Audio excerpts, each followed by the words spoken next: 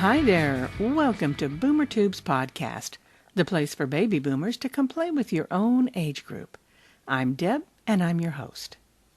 Before we get into today's show, I want to make sure to let you know that we would love to make your story a part of our podcast, so please visit our website for info on how to submit stories or music.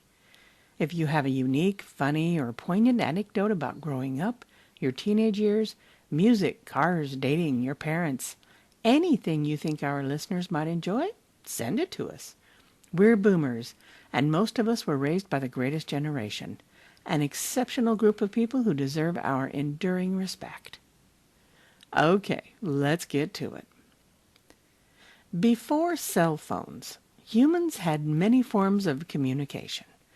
There were writings on cave walls, letters delivered by Pony Express, and there were CB radios.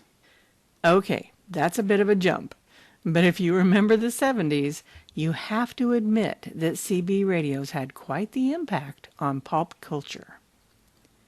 The CB radio, or Citizens Band Radio, was created by inventor and wireless communication pioneer Al Gross in 1945. Besides the CB radio, Gross also invented walkie-talkies and the pager. Among his many other inventions was a two-way wristwatch transmitter, thought to have inspired cartoonist Chester Gould and his crime-fighting character Dick Tracy, who began wearing the high-tech watch in 1948. CB radio is a system of short-distance two-way radio communications using a selection of 40 channels within the 27 megahertz band. Originally, there were only 23 channels.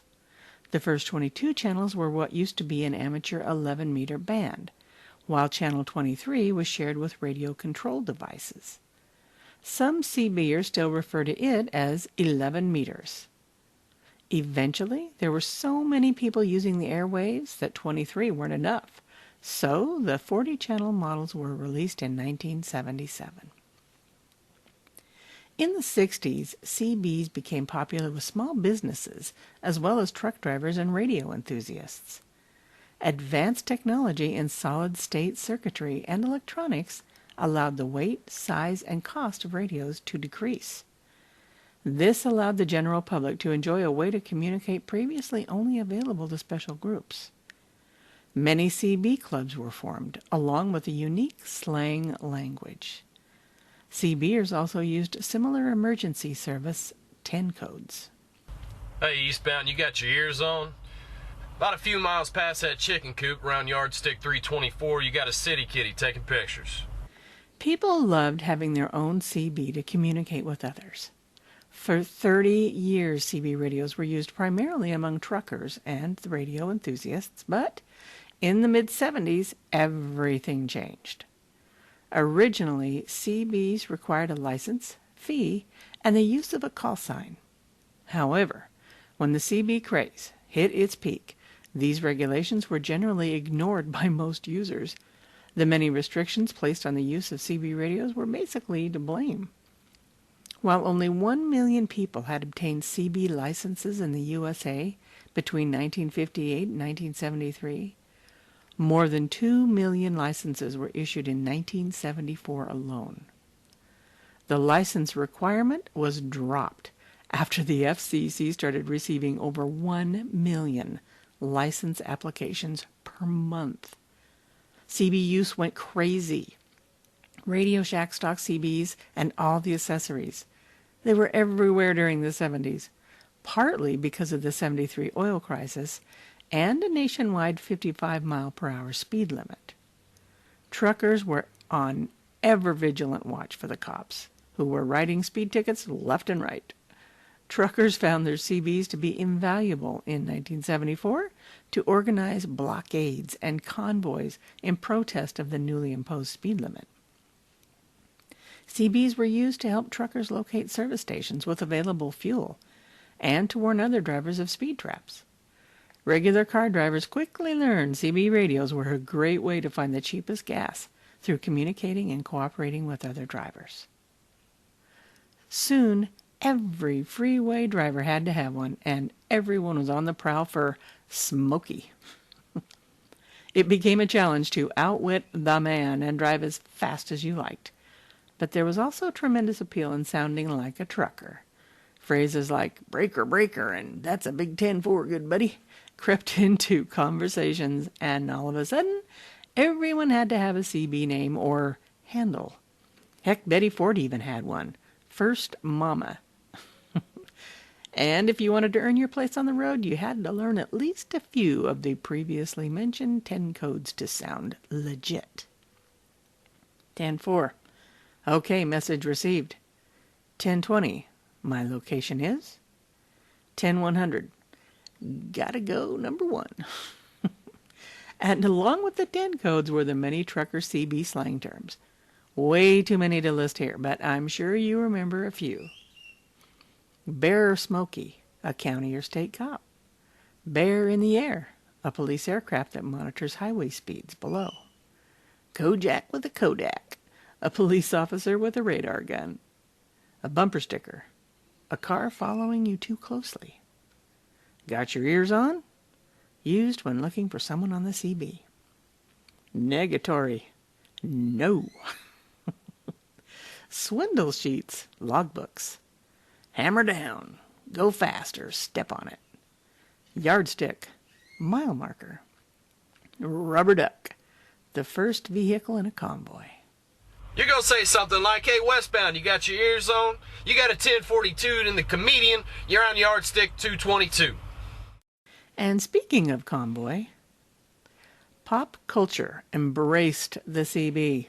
Throughout the 70s and early 80s, the phenomenon swept the nation. Movies and TV shows about CBers were huge, showing stars making use of their CBs.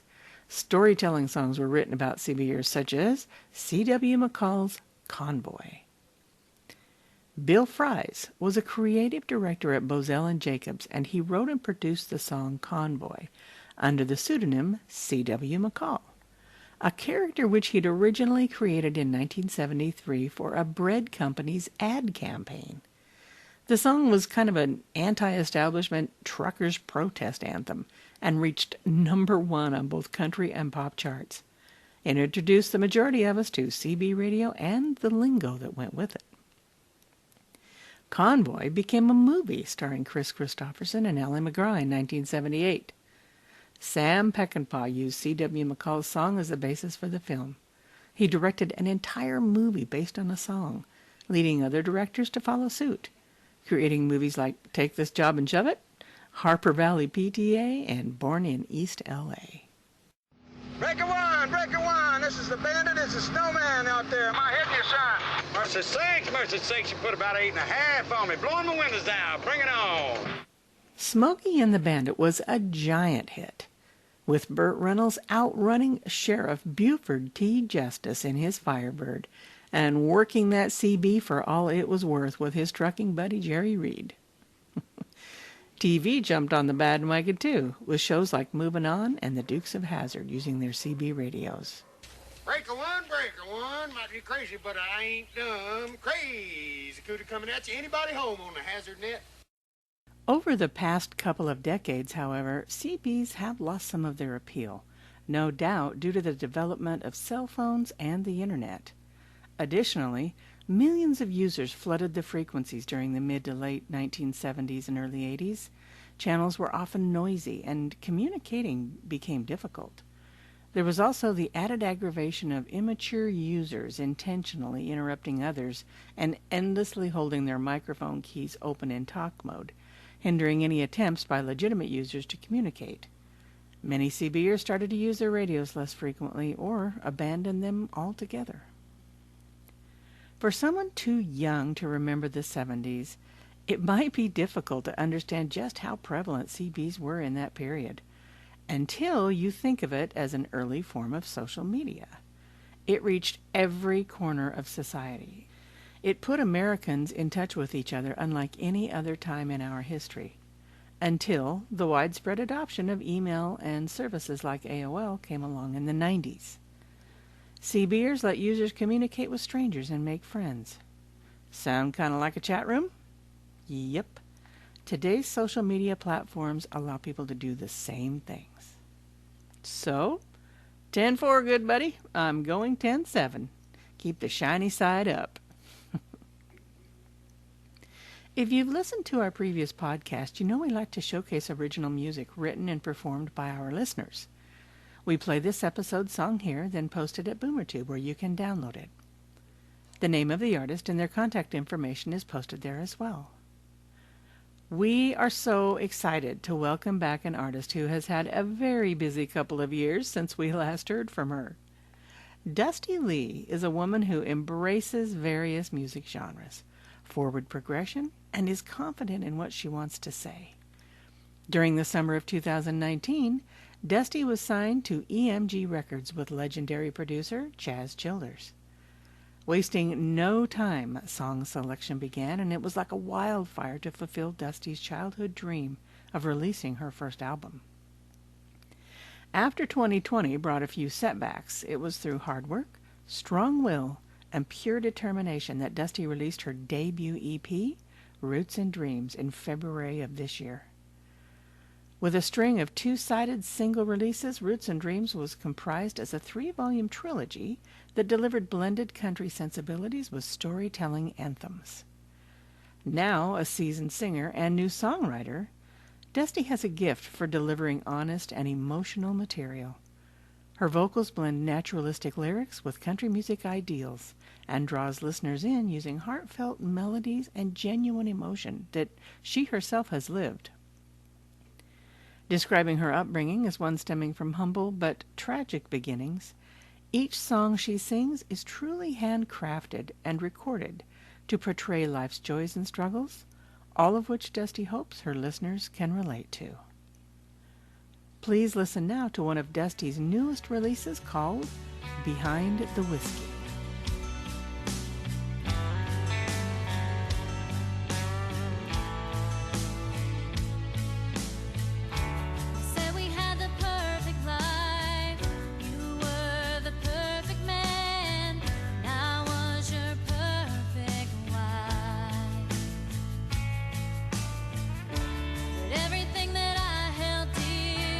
Got lost in the whiskey and beer. Your eyes lost.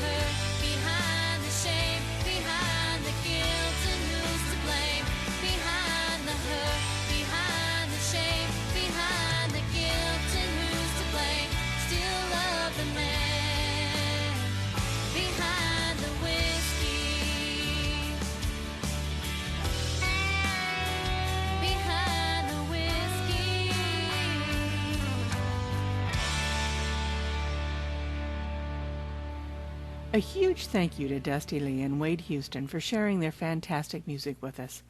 So excited to have you back and excited to watch where your career takes you. We love to hear and play original music, so if you're listening and you're an artist, I hope this inspires you to send us yours. We like to keep it classic, like rock, country, or the blues, but if you've got a tune representing another genre or an instrumental, we'd love to hear it. You'll find guidelines for submitting music to us at BoomerTube.com. Please make it a recording with a group or an instrument. Put on your best voice and let us help you showcase your work, because you never know who might be listening. And as we mentioned at the top of the program, we'd love to make your story a part of our podcast. I'd love to hear from you. And if you've enjoyed our podcast, it would mean a lot to us if you would share it with your friends and family. Once again, the website is BoomerTube.com, and you can email me at deb@BoomerTube.com. Thank you so much for listening. Until next time, come play with your own age group. Deb out.